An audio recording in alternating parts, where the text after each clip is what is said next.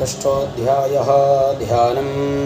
ॐ नागाधीश्वरवेष्टनां फणिफलोत्तं सोरुरत्नावली भास्वद्येहलतां दिवाकरनिभां नेत्रत्रयोद्भासितां माला कुम्भकपालनीरजकरां चन्द्रार्धचूडां परां सर्वज्ञेश्वरभैरवाङ्कनिलयां पद्मावतीं चिन्तये। ॐ ऋषिरुवाच इत्याकर्णवचो देव्याः सदूतो समाचष्टसमागम्य दैत्यराजाय विस्तरात्। तस्य तु दूतस्य तद्वाक्यमाकर्ण्यासुरराट्ततः सक्रोधप्राह दैत्यानामधिपं धूम्रलोचनं हे धूम्रलोचनाशुत्वं ससैन्यपरिवारितः तामानय बलात् दुष्टं केशाकर्षणविह्वलां तत्परित्राणदः कश्चिद्यदि वोत्तिष्ठते परः स हन्तव्यो मरो वापि यक्षो गन्धर्व एव वा।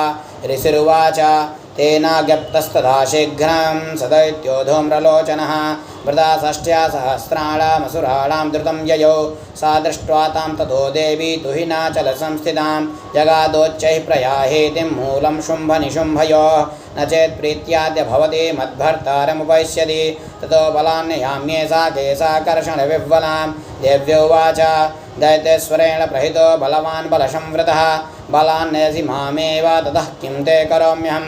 ऋषिरुवाच इत्युक्ता सौव्यधावत्तामसुरो धूम्रलोचनः हुङ्कारेण इव तं भस्मा सा चकाराम्बिका ततः अथ क्रुद्धं महासैन्यामसुराणां तथाम्बिकं ववर्षसायकैस्तीक्ष्णै तथा शक्तिपरस्वधैः ततो धुतसडा कोपात् कृत्वा नादं सुभैरवं पवातासुरसेनायां सिंहो देव्याः स्ववाहनः काश्चित्करप्रहारेण दैत्यानास्येन चापरान् आक्रम्य चाधरेणान्यान् सा जघान महासुरान् केशाश्चित्पाटयामास नखैकोष्ठानि केसरी तथा तलप्रहारेणासितां स्वीकृतवान् पृथक् विच्छिन्नबाहु शिरसा कृतास्तेन तथा परे पपौ च रुधिरं कोष्ठादन्ये सां धुतकेसरः क्षणेन तद्बलं सर्वं क्षयं नीतं महात्मना तेन केसरिणा देव्या वाहनेनाधिकोपिना श्रुत्वा तमसुरं देव्या निहितं धूम्रलोचनं बलं च शयतिं कृष्णं देवी केसरिणा ततः चुकोपदैत्याधिपदे शुम्भ प्रस्फुरिताधरः